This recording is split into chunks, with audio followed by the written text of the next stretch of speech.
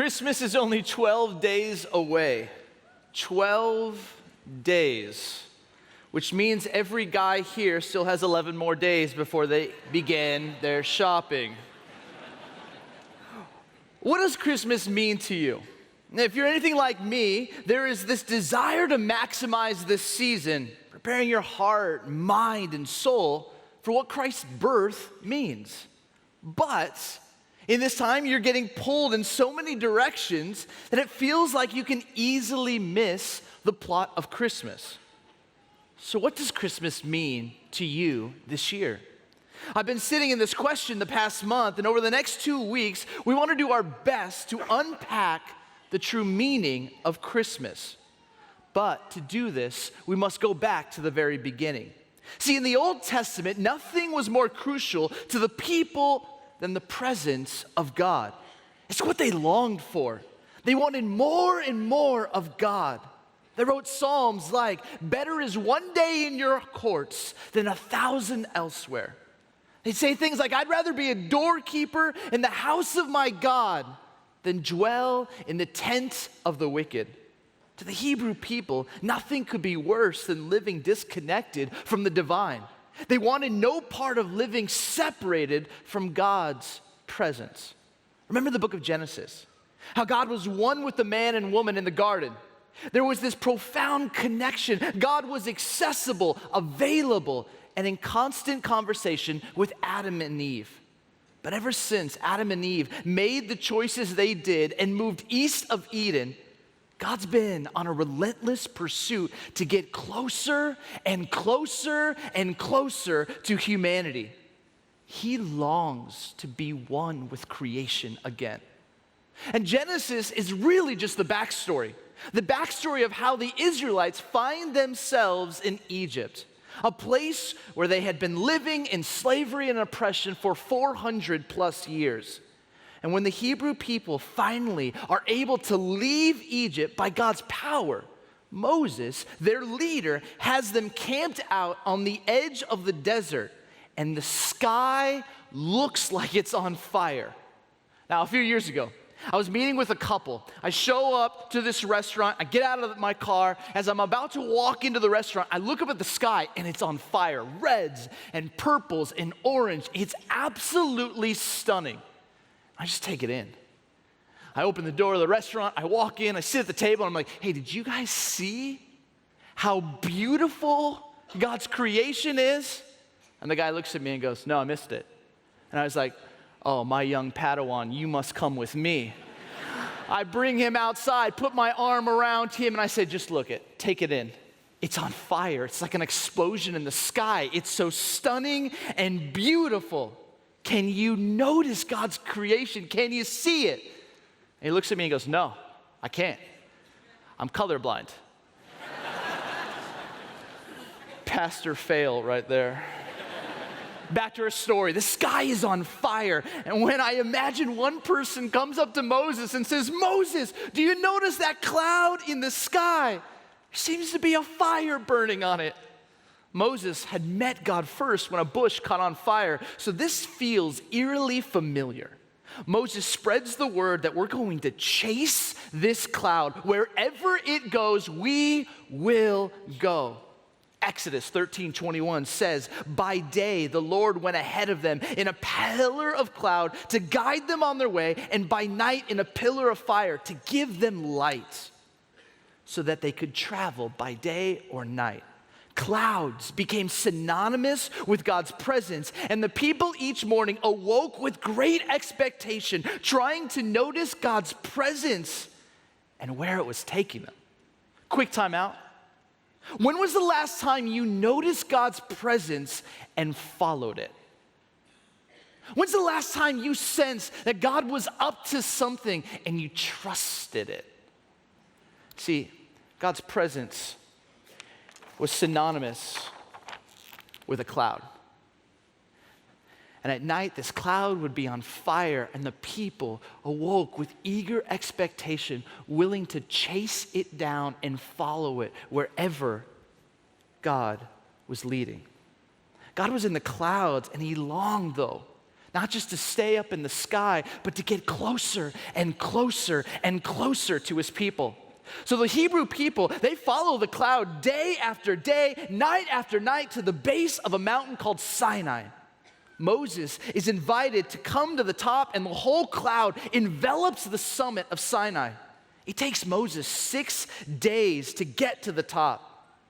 And the cloud looks like some consuming fire to the Hebrew people watching from below. And then in Exodus 24:18, Scriptures say Moses entered the cloud as he went up on the mountain, and he stayed on the mountain 40 days and 40 nights. In this moment, the God of heaven descends, and Moses on earth ascends. And they meet on a mountaintop for over a month, and Moses learns how God wants to get closer and closer to his people. It's beautiful. From a cloud, God says, no, I gotta get closer to my people. So this cloud envelops Sinai, and heaven and earth, for a moment, are one. On Sinai, God tells Moses, I'm not satisfied being this far away. I want to be down there with my people. And the plan revolves around a tent called a tabernacle. This would be a portable dwelling place for God to meet with his people. And God tells Moses, have them make a sanctuary for me, and I will tabernacle among them. See, the tabernacle is God literally putting stakes in the earth that would be where his presence resides. And the pillars of cloud by day or fire by night would continue to direct the people. The scriptures tell us in all the travels of the Israelites, whenever the cloud lifted above the tabernacle, they would set out. But if the cloud did not lift, they did not set out until the day it lifted. So the cloud of the Lord was over the tabernacle by day, and fire was in the cloud by night, in the sight of all the Israelites during all their travel. I love that line. In the sight of all. See, God was training his people to notice his presence and respond quickly. Quick time out again. How well do you notice God's presence? Someone in the camp, I imagine, would notice God's presence, AKA the clouds, and that they were on the move. So they would pack up the tabernacle and everything in it and start chasing the cloud. I don't know about you, but I'm not the most fond of camping. I think it's because I think you need an engineering degree to set up a tent. And then when you actually want to leave the campground, you got to take the tent apart and fit it in like this little bag this size. So irritating and frustrating, I just pick it up and throw it in the trunk. Now, can you imagine this? You are at this tent, this tabernacle, and you see the cloud move. Okay, we got to take it down, wrap it all up, and let's chase and see where God is taking us. The cloud would stop, and the people would stop to set up the campground again. The tabernacle was God making a way to dwell with his people and to give them the best gift possible, which was himself. It's clouds, it was Sinai, it was a tent. God's pursuit to get closer and closer and closer to his people. And this cloud was taking the people of God somewhere. See, God was leading the Hebrew people to a land he had promised to give them. And as they began to get established in this new place, David looks around and sees that all have been blessed with a new home, except for God. So he dreams up a 6-acre masterpiece that would house the presence of God forever. But he dies before the project ever gets completed. So his son Solomon takes the dream and runs with it. And at the dedication of the temple, King Solomon utters these words, "But will God really dwell on earth? The heavens, even the highest heaven cannot contain you, God. How much less this temple I have built?" The temple provides people the opportunity to enter the temple courts and be near the presence of God. Cloud, Sinai, tent, and temple. The this place where the people could come and just rest. They knew God would be there, and they loved it. But one of the downsides of the temple is that people understood God to be only there and began losing the art of noticing God's presence everywhere. When they lost the urgency and expectancy of chasing the cloud, they began making excuses, and they actually stopped coming to the temple. God had been trying to get closer and closer, and people started getting farther and farther away from him and his desire for how they lived their lives. So a foreign nation came in, and they destroyed Jerusalem. They destroy the temple, and they take the people of Israel hostage. And the people cry out. They cry out and they begin to wail and they sing, "By the rivers of Babylon, we sat, we wept as we remembered Zion."